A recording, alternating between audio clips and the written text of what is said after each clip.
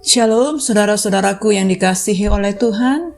Senang sekali dapat berjumpa kembali bersama dengan saudara di dalam perenungan firman Tuhan pada hari ini, Senin 27 Maret 2023. Nah saudara-saudaraku, kita dengan bersyukur datang kepada Tuhan, kita menghampiri hadirat Tuhan dan kita mau lebih dalam lagi untuk mendengarkan sabdanya. Nah saudaraku, mari kita persiapkan hati kita untuk mendengar firman Tuhan. Kita satukan hati dan kita berdoa. Bapa kami yang di surga, dikuduskanlah namamu. Datanglah kerajaan-Mu dan jadilah kehendak-Mu di dalam hidup kami seperti di surga. Kami bersyukur ya Bapa, hari ini kami kembali datang kepada Tuhan. Kami rindu mendengar sabda-Mu.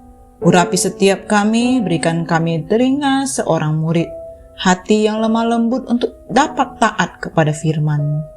Terima kasih Bapa, Engkau menyertai kami dimanapun saat ini kami berada. Kami berdoa firman-Mu menjadi terang bagi kaki-kaki kami dan sungguh akan menuntun hidup kami. Terpujilah nama-Mu ya Bapa, kami berdoa hanya di dalam nama Tuhan Yesus. Amin. Nah saudara-saudaraku yang dikasihi oleh Tuhan, kita akan bersama-sama mendengar firman Tuhan pada hari ini yang berjudul Menang atas masa sukar. Firman Tuhan hari ini tertulis di dalam Yeremia 25 ayat 7-7 dan ayat 13 sampai dengan 14. Mari saya ajak kita untuk dapat membaca Alkitab kita bersama-sama. Yehuda akan dibuang ke Babel 70 tahun lamanya. Firman itu telah disampaikan oleh Nabi Yeremia kepada segenap kaum Yehuda dan kepada segenap penduduk Yerusalem. Katanya, sejak dari tahun yang ke-13 pemerintahan Yosia bin Amon, Raja Yehuda sampai hari ini, jadi sudah 23 tahun lamanya firman Tuhan datang kepadaku dan terus-menerus aku mengucapkannya kepadamu. Tetapi kamu tidak mau mendengarkannya. Juga Tuhan terus-menerus mengutus kepadamu semua hambanya, yakni nabi-nabi, tetapi kamu tidak mau mendengarkan dan memperhatikannya. Kata mereka, bertobatlah masing-masing kamu dari tingkah langkahmu yang jahat dan dari perbuatan-perbuatanmu yang jahat, maka kamu akan tetap diam di tanah yang diberikan Tuhan kepadamu dan kepada nenek moyangmu dari selama-lamanya sampai selama-lamanya. Juga janganlah kamu mengikuti Allah lain untuk beribadah dan sujud menyembah kepadanya. Janganlah kamu menimbulkan sakit hatiku dengan buatan tanganmu, supaya jangan aku mendatangkan malapetaka kepadamu. Tetapi kamu tidak mendengarkan aku. Demikianlah firman Tuhan, sehingga kamu menimbulkan sakit hatiku dengan buatan tanganmu untuk kemalanganmu sendiri. Ayat 13. Aku akan menimpakan kepada negeri ini segala apa yang kufirmankan tentang dia, yaitu segala apa yang tertulis dalam kitab ini, seperti yang telah dinubuatkan Yeremia tentang segala bangsa ini. Sebab mereka pun juga akan menjadi hamba kepada banyak bangsa-bangsa dan raja-raja yang besar, dan aku akan mengganjar mereka setimpal dengan pekerjaan mereka dan setimpal dengan perbuatan tangan mereka. Amin.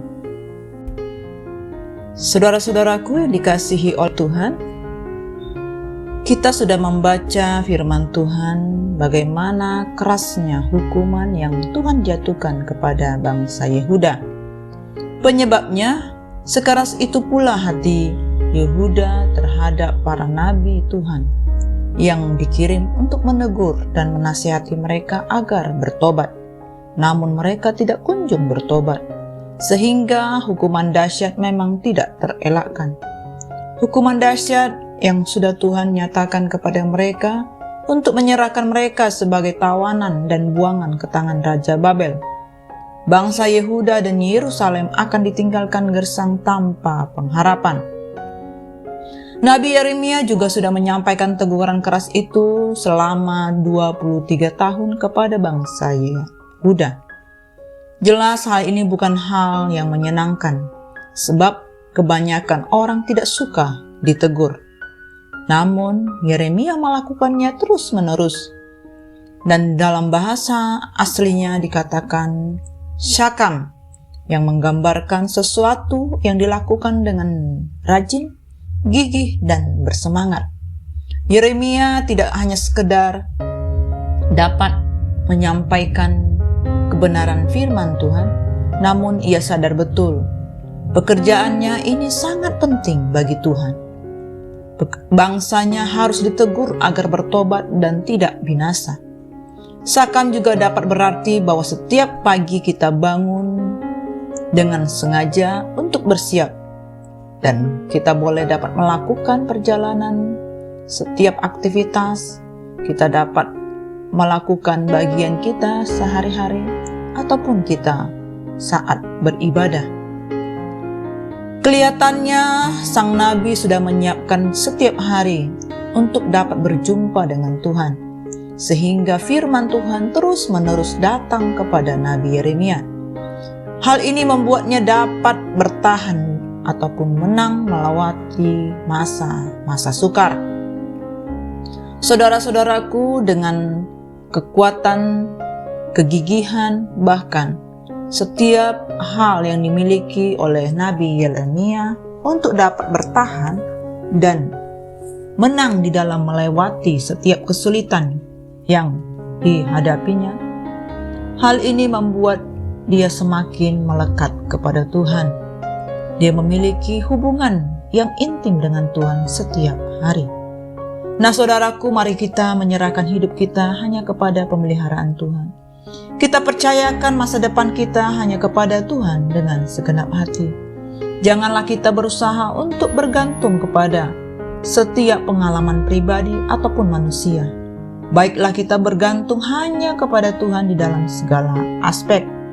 Kita tahu kita tidak bisa berjalan ataupun mengarahkan langkah kita dengan kekuatan sendiri.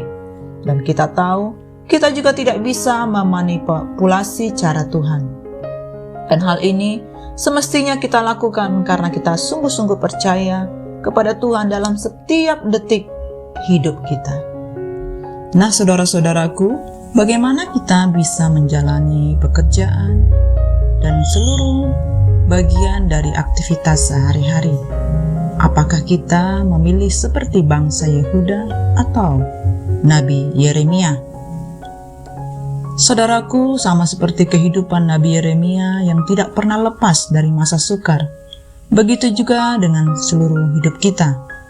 Ada hal baik, ada hal buruk, ada tantangan, ada ujian, ada pencobaan dan masa-masa sulit yang kita alami setiap hari.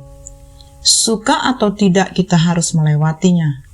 Oleh karena itu, kita perlu mempersiapkan diri untuk dapat membangun hidup kita dengan baik, supaya kita bisa menjadi pribadi yang kuat. Kita tidak hanya sekedar mampu melewati masa sukar, tetapi kita bisa keluar sebagai pemenang.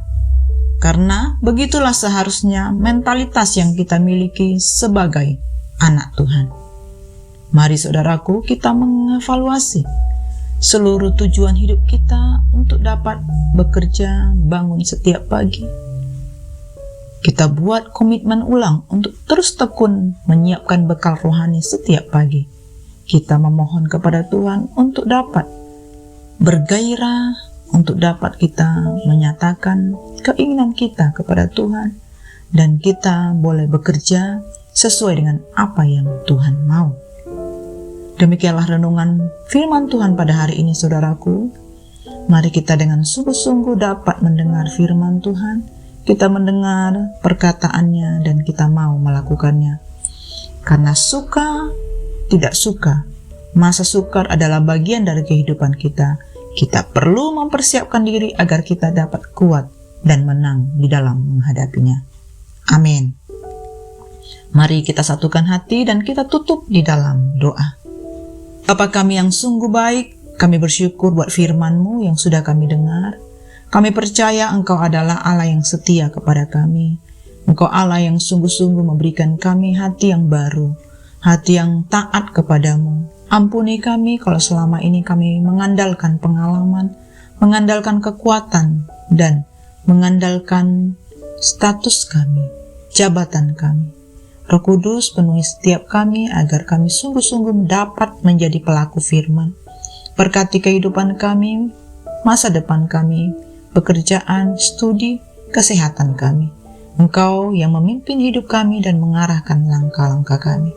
Terpujilah nama-Mu Bapa, kami berdoa hanya di dalam nama Tuhan Yesus. Amin. Semangat pagi, semangat dalam beraktivitas saudara-saudaraku. Tuhan Yesus memberkati.